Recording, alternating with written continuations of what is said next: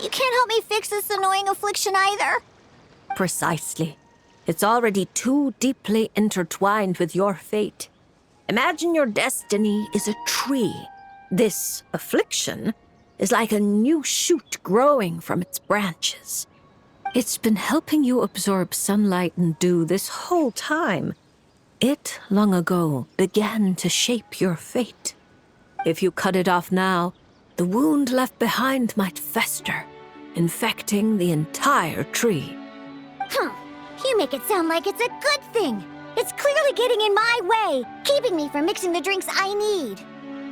It's more like one of those vines that wrap around the trunks of giant trees, restricting their growth and slowly strangling them. Well, if that were the case, your fate would have rejected it, and we could have easily pruned it away. Unfortunately for you, it's not at all what you say it is. All right, enough talk. That should be enough to convince you I'm a legitimate fortune teller, yes? Now, just like I told you, come here and pick a card at random. And let me give you a little advice about your future.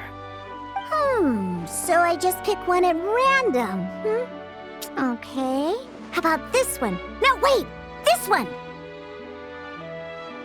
Don't overthink it.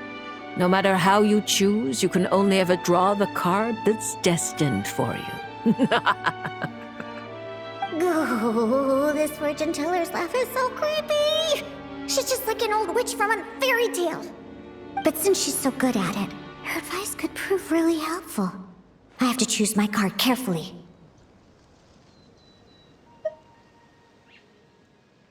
Huh? Traveler? Paimon?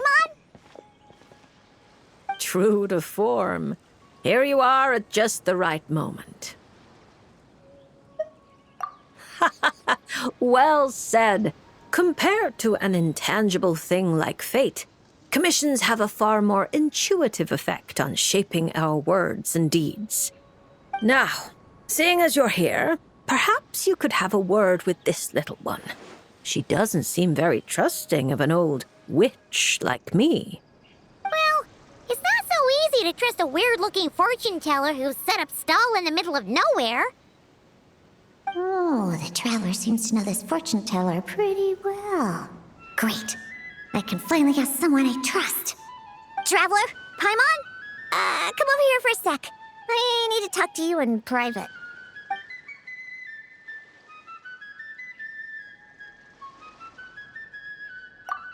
Looking for new ingredients, of course. My previous approach to mixing drinks was far too narrow-minded. I kept limiting myself to actual food. Paimon wouldn't exactly call the things you put in your drinks food, Diona. Well, it's all technically edible, as long as you grit your teeth and close your eyes. It's stuff you can force yourself to swallow. Exactly! I've already found a bunch of rusted screws, scrapped cables, coagulated chunks of grease, dust bunnies, toe jam.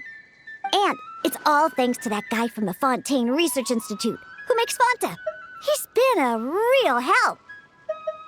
Well, I heard that really tasty fizzy drink stuff comes from the Fontaine Research Institute, so I headed over to take a look. When I got there, Mr. Henri let me try a few bottles of the new Fanta flavors. Completely on the house.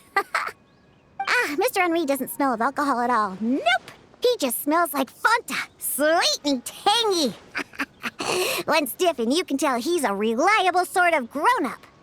And he was the one who suggested I come to this stall. He said my affliction is probably beyond the Research Institute's ability to analyze. But he heard that this weird fortune teller who showed up recently near the court of Fontaine, apparently everyone who's been here says she's crazy accurate. Maybe if you get your fortune told, you'll learn something about what's causing your affliction. If you grasp the principles behind it, perhaps you could find a cure. Well, hard to argue with that logic. Guess he didn't end up becoming a researcher at the Fontaine Research Institute for nothing. So I came here to see the fortune teller. As soon as I walked over, she stopped me and said there was a strange disturbance surrounding me. Before I could ask, she blurted out all the answers to my questions. But the scientific logic of the Fontaine Research Institute doesn't directly apply to divination. Even if you understand the principles, it doesn't mean the solution will be easy to come by. Just like I told you. Mysticism isn't built of bearings and bolts, and I can't simply repair your fate for you. Oh, are you telling me nothing can be changed? Then what's the point of drawing a card? By drawing a card, you may just find a tiny missing gear to fit into the wheel of fate. It may seem insignificant, but when installed correctly, the tiniest gears can still drive massive mechanisms. You're not just humoring me, are you? Traveler, what do you think? All right, if you say so. Then I'll take one.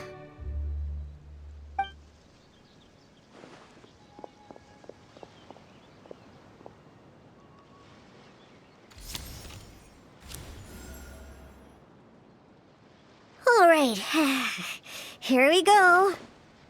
Looks like it's... Oh my, how strange. To think the disturbance surrounding you has grown with such. It's no longer a shoot, but a sturdy branch. How curious. Huh? What are you saying? Does this mean the drinks I mix will taste even better from now on? If we judge solely by your affliction, that would indeed be the case. Furthermore, the card you drew is the reversed High Priestess, which means you've been too focused on the illusions before the veil, which is precisely why you've been unable to pass through it for so long. That doesn't sound like it has anything to do with mixing drinks. I thought this card would tell me what ingredients I need to use. The lunar arcana aren't known for creating recipes. At least, not yet. But mixing drinks isn't the only way to find the answers you're looking for. The answer is to teach those old booze hounds a lesson, so they never get drunk and cause trouble again. You're certainly driven, but while your body moves forward, your heart remains stuck. That's not true. I hate those weird old drunkards from the bottom of my heart, especially... I see. Then, have you talked to the one who fills your heart the most? What? How did you know I was thinking about one person in particular? I didn't even... Through divination, of course. Perhaps you should cast aside your impatience and confused emotions and tell him how you truly feel. You might find it more effective than trying to mix the most disgusting drinks in the world. What? There's no way he'll listen. Once he started drinking, he doesn't listen to anyone. Perhaps that was true before. But now, you found a tiny gear from the Wheel of Fate. Return to its rightful place. Certain things might undergo subtle changes. You mean that? But it is just a card. Of course not that. I'm talking about your heart. Something which has already begun to change. My heart hasn't changed at all. Now, I need to go look for ingredients. How much is the divination fee? I can pay it in full. Oh my, what a well-mannered child. Much more endearing than that other little brat. But there's no need for a fee. Just consider this a gift from a witch. Thank you. If you ever come to Mondstadt, I can treat you to a drink. I guarantee it'll taste delicious. Mondstadt, you say? Yes, if I get the chance, that might not be such a terrible idea. And thank you for helping me out, Traveler and Paimon. No matter the trouble, Paimon and the Traveler will swoop in and save the day. But swooping in is thirsty work. So once we're done, we wouldn't say no to some of your tasty drinks, Diona. It's a deal. Next time you're in Mondstadt, I'll treat you to the best drinks you ever tasted. The kind with absolutely zippo alcohol. By the way, if you have any more questions about your card, look for someone named Mona. You probably already know who I'm talking about. Mona? Yeah, I know her. She always orders the cheapest drinks. Is she a powerful fortune teller too? Ha! She's nowhere near my level. Still, she should be up to the task of reading the lunar arcana. Otherwise, she might as well hang up her hat. Just tell her you've brought a prophecy on behalf of the mighty astromancer Barbaloth Trismegistus as a test. Don't worry. As long as you say that, she'll do her best to interpret it for you. I think I got that. Astromancer Barbaloth Trismegistus. Yosa, that's a long name. Come to think of it, isn't Mona's name really long too? I think it was the what was it again?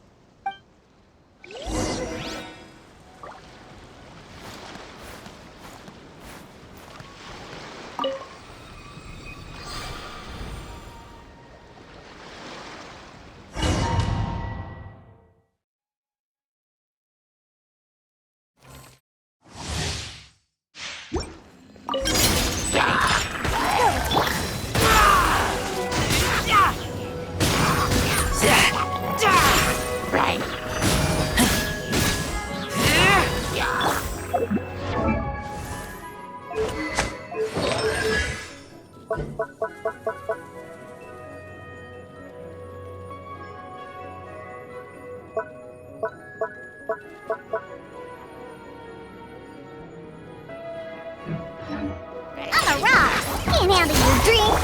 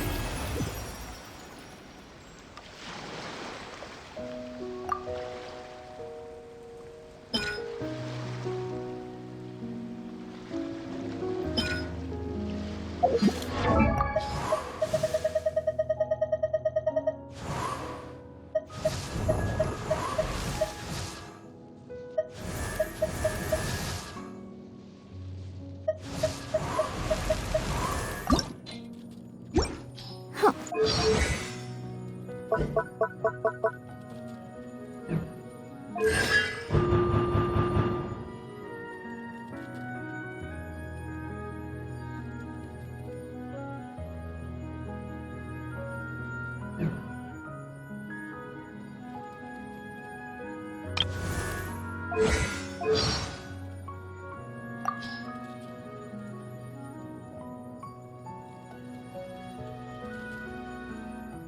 you know if he drinks a lot of wine as part of church ceremonies? Because his alcohol tolerance is through the steeple. The first time we got to know each other was when I lost to him in a drinking contest. Well, the Animo Archon loves his wine, so it's fitting that his spokesperson is such a devoted advocate for the wonders of alcohol. Things like that are what give the City of Freedom its charm.